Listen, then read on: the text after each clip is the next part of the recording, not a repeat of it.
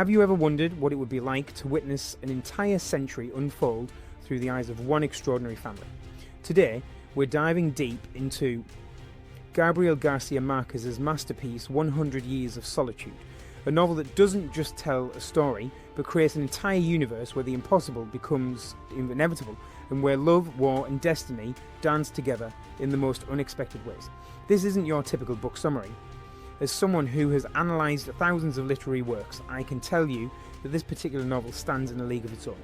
We're going to explore why this book revolutionised literature, uncover the hidden meanings behind its most mysterious moments, and discover how Marquez crafted what many consider the greatest novel ever written in Spanish. Gabriel Garcia Marquez published 100 Years of Solitude in 1967, fundamentally altering the landscape of world literature forever. This Colombian author didn't simply write a novel, he invented an entirely new way of storytelling that would later be recognised as magical realism. The book emerged from Marquez's childhood memories of his grandmother's stories, where supernatural events were recounted with the same matter-of-fact tone as everyday occurrences. Set in the fictional town of Macondo, the novel chronicles 7 generations of the Buendía family, weaving together their personal struggles with the broader historical forces shaping Latin America. What makes this work extraordinary is how Marquez treats miraculous events as natural parts of reality while presenting ordinary human experiences with profound depth and complexity. The novel's impact extends far beyond literature. It earned Marquez the Nobel Prize in Literature in 1982, and has been translated into dozens of languages, selling millions of copies worldwide. Critics consistently rank it among the most important novels of the 20th century, comparing its influence to works by Joyce, Kafka, and Faulkner. The book operates on multiple levels simultaneously. It functions as a family saga, a historical allegory, a meditation on time and memory, and a profound exploration of Latin American identity. Marquez masterfully blends political commentary with intimate human drama, creating a narrative that feels both deeply personal and universally significant. The story begins with José Arcadio Buendía founding Macondo alongside his wife Ursula Iguarán after fleeing their hometown following a deadly duel. This isolated settlement becomes the stage for a century of remarkable events that blur the boundaries between reality and fantasy. The Buendía family tree grows complex as names repeat across generations, creating patterns that suggest fate's inescapable influence. José Arcadio Buendía becomes obsessed with alchemy and scientific experiments, eventually losing his sanity and being tied to a chestnut tree where he spends his final years. His wife Ursula emerges as the family's backbone, living for over a century and witnessing the rise and fall of multiple generations. Their descendants include soldiers, scholars, lovers, and revolutionaries, each carrying the family's burden of solitude. The narrative follows the town's evolution from an isolated paradise to a place touched by civil wars, foreign banana companies, and modernization's destructive forces. Political upheaval constantly threatens Macondo's stability, with various Buendía men participating in seemingly endless conflicts that achieve nothing but perpetuate cycles of violence and despair. Throughout the century, prophecies and supernatural occurrences punctuate daily life. Characters experience premonitions, miraculous healings, and encounters with ghosts as naturally as they deal with political turmoil and romantic entanglements. The novel's climax reveals that the entire story has been foretold in Sanskrit manuscripts left by the gypsy Melquiades, suggesting that the Buendía family's fate was predetermined from the beginning. The establishment of Macondo represents the novel's foundational moment, setting the stage for everything that follows. José Arcadio Buendía's decision to leave his birthplace stems from killing Prudencio Aguilar in a cockfight dispute, creating the first instance of violence that will echo throughout the family's history.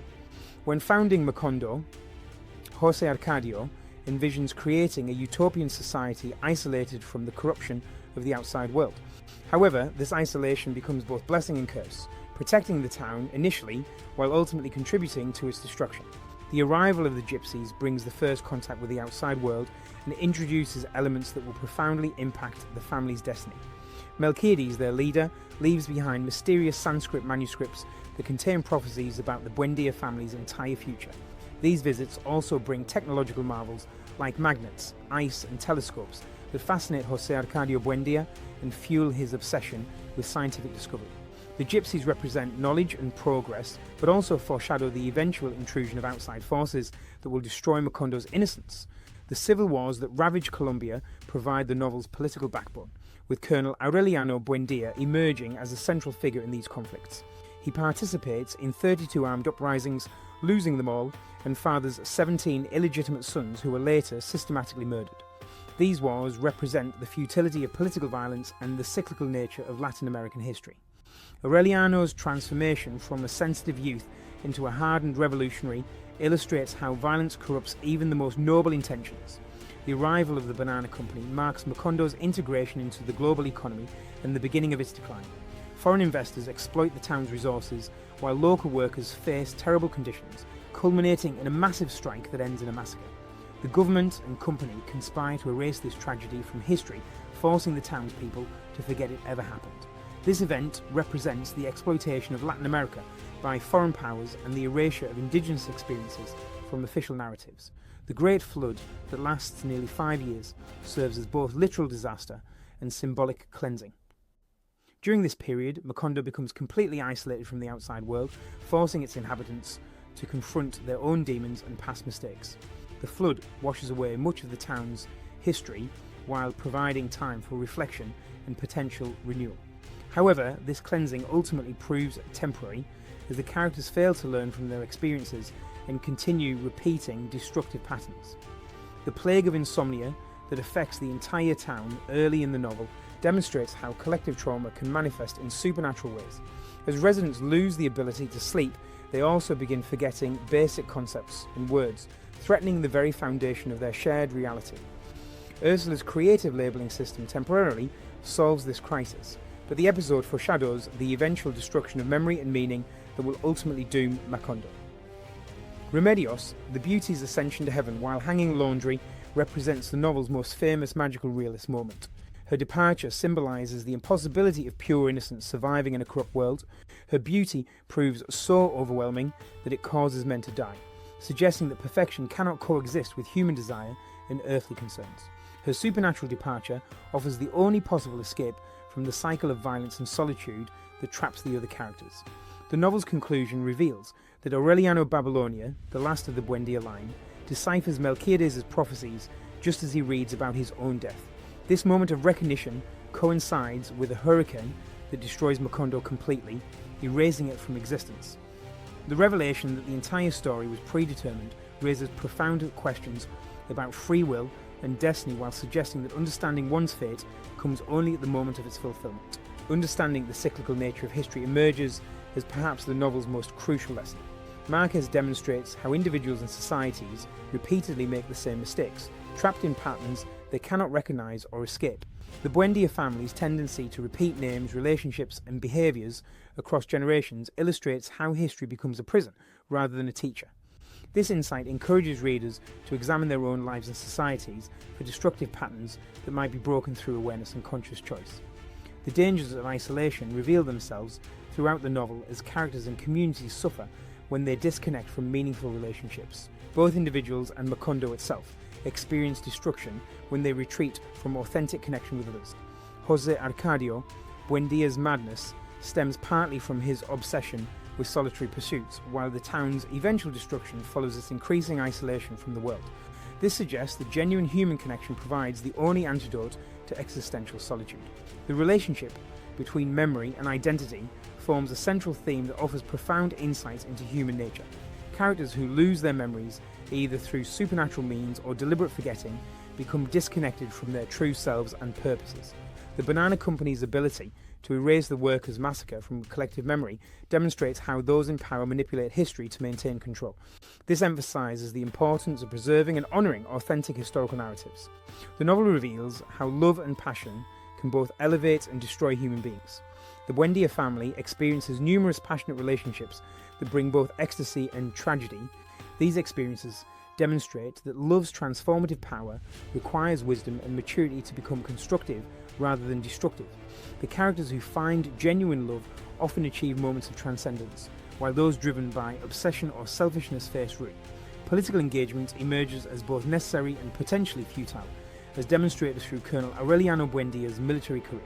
His participation in 32 failed uprisings illustrates how individual action can feel meaningless against larger historical forces. However, his commitment to justice and change, despite repeated failures, suggests that the struggle itself has value even when victory seems impossible. This paradox reflects the complex relationship between individual agency and historical determinism. The tension between tradition and progress appears throughout the novel as characters struggle to balance respect for the past with adaptation to changing circumstances. Ursula represents tradition's positive aspects through her wisdom and stability, while various technological and social changes challenge established ways of life. The novel suggests that healthy societies must honour their roots while remaining open to beneficial change. The power of prophecy and fate raises questions about determinism versus free will that resonate beyond the novel's magical realist framework.